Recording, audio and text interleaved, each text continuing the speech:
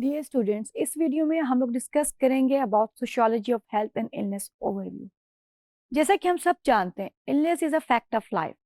सो हर इंसान को जिंदगी की किसी ना किसी मोड़ पे किसी सूरत में इलनेस का सामना करना पड़ता है, अदर उसके अपने साथ, उसके क्लोज फ्रेंड्स और रिलेटिव्स के साथ। हम इस चीज को स्टार्ट करते हैं with the story of a lady, Fatima, जो कि 46 ईयर ओल्ड लेडी थी, सिंगल विडोड फीमेल। उसके बच्चे नहीं थे, but she is a working lady, एक बैंक में जॉब करती थी। रूटीन एग्जामिनेशन के ऊपर, रूटीन फिजिकल एग्जामिनेशन के ऊपर, जो कि मेमोग्राफी उसकी की गई। मेमोग्राफी या सॉर्ट ऑफ एक्सरे होता है जो कि ब्रेस्ट लम्प को डायग्नोस करने के लिए किया जाता है। उस मेमोग्राफी पे फाइंड आउट हुआ कि उसके ब्रेस्ट के अंदर एक लंप है। कि डॉक्टर ने कहा कि जो लंप है ये हमें कैंसरस फील हो रहा है, तो हम इसको चेक करना चाहेंगे। द वेरी नेक्स्ट डे उसका जो लंप था उसकी बिopसी की गई। Biopsy is a sort of procedure जिसमें वो जो लंप है उसको नीडल के थ्रू उसका कुछ पार्टिकल टिश्यू लेके चेक किया जाता है कि ये जो लंप है कैंसरस है कि नहीं है। अनफॉर्चुनेटली बिopसी के ऊपर पता चला कि जो उसका लंप है वो कैंसरस है। द वेरी नेक्स्ट डे उसने क्या किया, उसने अपनी एक विलिंग विल लिखी और मेडिकल पावर और अटॉर्नी लिखी, सॉर्ट ऑफ दी उसने। उसने कहा in any case during the treatment अगर कुछ ऐसा हो कि जिसमें आप मैं डिसीजन ना ले सकूं और मेरे पास मैं इस कंडीशन में ना हूं, और वो जो मुझे ट्रीटमेंट दी जा रही हो वो या तो मेरे लिए लाइफ सर्वाइवल ना हो उसका उस ट्रीटमेंट का, या उस ट्रीटमेंट से मेरी जो एक डिजीज की सिविरिटी है वो कम ना हो रही हो या सफरिंग कम ना हो रही हो, तो मेरी उस ट्रीटमेंट को स्टॉप कर दिया जाए। उसने क्या किया, उसने वो मेडिकल पावर और अटॉर्नी अपनी एक क्लोज फ्रेंड को दे दी जो कि उसके बिहाफ पे डिसीजन ले सकती थी कि during the course of treatment किसी टाइम भी वो उसकी ट्रीटमेंट को स्टॉप कर सकती थी।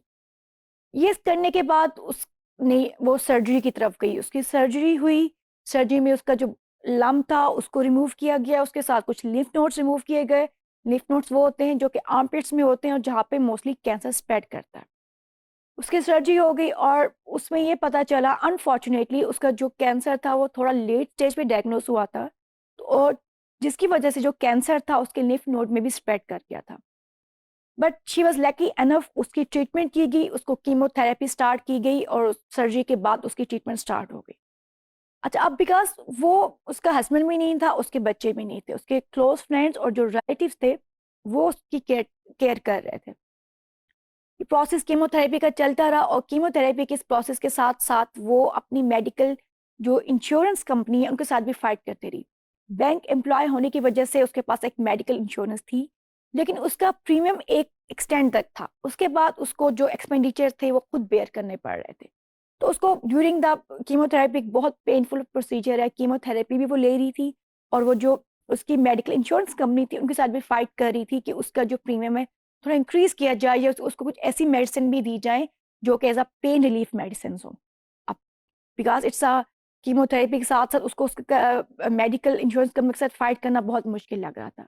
दूसरा, उसको जो फेयर था कि अभी तो मेरे क्लोज फ्रेंड्स और रिलेटिव्स मेरे साथ है, अगर इन केस ये कुछ लंबा एक्सटेंड हो गया मेरा प्रोसीजर तो मेरे साथ तो कोई भी नहीं रहेगा, मैं बिल्कुल अकेली रह जाऊंगी। थर्ड, जो उसको एक और फेयर था कि उसका जो अपने ऊपर सेल्फ कॉन्फिडेंस था वो खत्म हो गया था, बिकॉज उसे लगा कि एक कैंसर पेशेंट होने की वजह से जो उसका सेल्फ कॉन्फिडेंस था, सेल्फ इमेज था, सब कुछ डिस्टॉर्ट हो गया और वो एक डिफरेंट फीलिंग से गुजर रही थी। बहरहाल उसकी थेरेपी चलती रही। अब थेरेपी, कीमोथेरेपी की वजह से, क्योंकि उसको इंट्रावेनस थेरेपी दी जा रही थी, उसकी जो वेन्स है स्वेल हो गई थी। डॉक्टर ने उसको कहा कि हम आपको एक चेस्ट ट्यूब डालते हैं जिसके थ्रू हम आपको कीमोथेरेपी देंगे, बिकॉज आपकी वेन्स काफ़ी जो हैं वो डैमेज हो चुकी। बट उसने इस चीज़ को रिफ्यूज़ कर दिया। उसने कहा ठीक है, कैंसर पेशेंट हूँ, लेकिन जब आप ये सेमी परमानेंट ट्यूब मेरी चेस्ट में डालेंगे तो एक फिजिकल स्टिग्मा भी मेरे साथ अटैच हो जाएगा, जो उसने, जिसकी वजह से उसने उस थेरेपी को रिफ्यूज़ कर दिया। समा उसकी थेरेपी चलती रही, केमोथेरेपी उसकी कंप्लीट हो गई। ड्यूरिंग द फेस वो मेडिकल इंश्योरेंस कंपनी के साथ भी लड़ती रही, वो अपनी इस बात से भी खौफजदा रही कि उसके फ्रेंड्स रिलेटिव उसको छोड़ के ना चले जाएं, और उसकी जो अपनी उसका सेल्फ कॉन्फिडेंस था, सेल्फ इमेज था, वो भी डिस्टार्ट हुआ। After 1 year of this painful journey of chemotherapy, radiotherapy and surgery, वो अल्टीमेटली कैंसर फ्री हुई और उसने एक नॉर्मल लाइफ की तरफ वापस आई। लेकिन जो एक 1 year का पीरियड था वो उसके लिए एक बहुत मिजरेबल पीरियड था। अगर हम अब sociology of health illness overview की बात करते हैं तो जो फातिमा की स्टोरी है ये हमें बहुत कुछ बता रही है। हमें बता रही है कि एक पर्सन जो क्रॉनिक इलनेस सफ़र कर रहा होता है, उसको डे टू डे बेसिस पे किस तरह के एक्सपीरियंस से गुजरना पड़ता है। और इसी फातिमा की स्टोरी से हम ये भी देख सकते हैं एक सोशियोलॉजी ऑफ हेल्थ का जो स्टूडेंट है, जो रिसर्चर है, वो कितने पर्सपेक्टिव में जाके इसके ऊपर रिसर्च कर सकता है। सो अब हम देखते हैं कि अगर सोशियोलॉजी ऑफ हेल्थ के अंदर आपका जो सोशियोलॉजिस्ट है, जो रिसर्चर है, सोशियोलॉजी के अंदर जो स्टूडेंट है, वो किन किन एक्सपेक्ट को देख सकता है। Sociologist study how social forces impact both health and illness. So different social group experience health and illness differently. अच्छा, एक तो हम ये देखते हैं कि डिफरेंट सोशल ग्रुप जो है वो डिफरेंटली किस तरह से उनकी हेल्थ एंड इलनेस डिफरेंट होती है।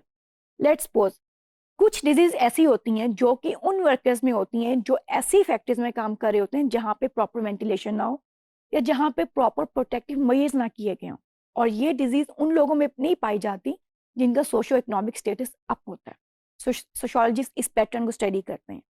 सोशोलॉजिस्ट ये भी स्टडी करते हैं with the passage of time जो आपका सोशल पैटर्न चेंज हुआ है लाइफ का, उसके साथ आपके डिजीज पैटर्न पे क्या इफेक्ट आए।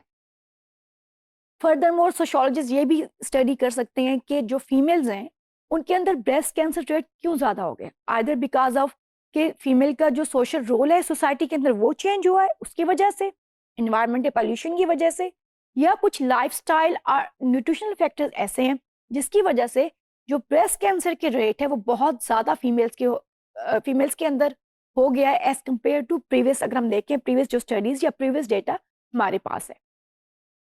इसके अलावा जो हमारे सोशियोलॉजिस्ट हैं वो स्टडी कर सकते हैं about the social forces mean likelihood of health and illness, patient experiences of illness. अब फातिमा की स्टोरी हमें बताती है, फातिमा की स्टोरी से हमें क्या पता चल रहा है कि एक पेशेंट की क्या एक्सपीरियंस होते हैं ड्यूरिंग द इलनेस। वो उसकी जो सेल्फ आइडेंटिटी है, उसके जो सेल्फ इमेज है वो किस तरह से डिस्टॉर्ट होता है, उसके क्या फेयर्स होते हैं, वो क्या डर रख रहा होता है सोसाइटी को लेके, अपने सराउंडिंग्स को लेके, या वो क्या सोच रहा होता है। बिकॉज जब एक पर्सन इलनेस से गुजर रहा होता है तो उसकी थिंकिंग कुछ डिफरेंट होती है। वो क्या सोचता है कि उसको ये इलनेस किस वजह से हुई, either because of some nutritional factor है, कोई इन्वायरमेंटल फैक्टर है, या स्ट्रेस का फैक्टर है। ये भी सोशियोलॉजिस्ट स्टडी करते हैं कि अगर एक पर्सन एक स्पेसिफिक इलनेस से गुजर रहा है तो उस वक्त क्या सोच रहा है, उसका थिंकिंग प्रोसेस क्या है। So this is the likelihood of health and illness and the patient experiences of illness. इसके अलावा फर्दर अगर हम देखते हैं कि इसके अलावा सोशल जो आपका स्टूडेंट है जो sociology of health and illness को स्टडी कर रहा है वो क्या स्टडी कर सकता है। वो स्टडी कर सकता है the health care providers and the health care system as a whole. Mean sociologist ये स्टडी करेगा कि हेल्थ केयर प्रोवाइडर जो हैं, डॉक्टर्स जो हैं, आपका जो मेडिकल प्रोफेशन है, उनके अंदर जो पावर है, जो उनके अंदर जो एक कल्चर है पावर का, एक अटॉर्नी का, वो किस तरह से है, या डॉक्टर्स जो हैं वो आपस में किस तरह से इंटरेक्ट कर रहे हैं, डॉक्टर्स आपस में किस तरह इंटरेक्ट कर रहे हैं, डॉक्टर्स जो हैं नर्सिस के साथ कैसे इंटरेक्ट करते हैं, पैरामेडिक स्टाफ के साथ कैसे इंटरेक्ट करते हैं, या डॉक्टर्स के अंदर जो एक पावर है कि डॉक्टर जब बात कर रहा होता है तो वो एक अथॉरिटेटिव वे में बात कर रहा होता है, तो उसका जो ये तरीका है उसके पेशेंट के साथ कैसा है, आदर वो पेशेंट को कोई रूम दे रहा है या अथॉरिटेटिव वे में बात कर रहा है, या उसका जो है एक जो कन्वर्सेशन है वो डिफरेंट होती है between the male and female patients. तो सोशियोलॉजिस्ट ये भी स्टडी करता है। इसके अलावा सोशियोलॉजिस्ट क्या स्टडी करता है, सोशियोलॉजिस्ट स्टडी करता है the health care system as a whole. Mean आपका जो हेल्थ केयर सिस्टम है वो उसके प्रॉज एंड कॉन्स क्या हैं, उसके कॉन्सिक्वेंसेज क्या हैं, उसके एडवांटेजेस या डिसएडवांटेजेस क्या हैं, और आप किन फैक्टर्स के थ्रू आप अपने हेल्थ केयर सिस्टम को इम्प्रूव कर सकते हैं। अब अगेन हम अगर फातिमा की स्टोरी देखें तो Fatima she is lucky enough कि उसके पास एक मेडिकल इंश्योरेंस थी बिकॉज वो बैंक की एम्प्लॉय थी। लेकिन फिर भी उसके जो मेडिकल इंश्योरेंस है उसके साथ उसको काफ़ी फाइट करना पड़ा। अगर यही खातून किसी यूरोपियन कंट्री में होती तो वहाँ के जो मेडिकल इंश्योरेंस है वो भी ऐसे करती, वो भी एक सिंगल लेडी को ऐसे ही तंग करती जिस तरह से हमारी इंश्योरेंस कंपनी ने किया।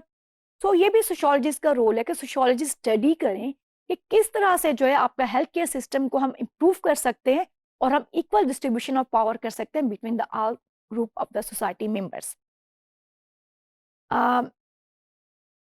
हेल्थ केयर सिस्टम की हमने बात की है। इसके अलावा अगर हम देखते हैं, ये तो मैंने आपको बताया ना, सोशियोलॉजी ऑफ जो आपका हेल्थ एंड इलनेस है, आप वो आपके सोशल फैक्टर्स को स्टडी करेगा, आपका हेल्थ केयर सिस्टम को स्टडी करेगा, आपकी जो हेल्थ केयर प्रोवाइडर हैं उनको स्टडी करेगा, आपके जो पेशेंट एक्सपीरियंसेस हैं जो कि सफ़र कर रहे होते हैं पेशेंट डिफरेंट डिजीज़ के साथ on the day to day basis, उसको भी वो स्टडी करेगा। तो इसके साथ ही हमारा ये वाला सेशन खत्म हुआ, sociology of health and illness overview. Thank you very much students.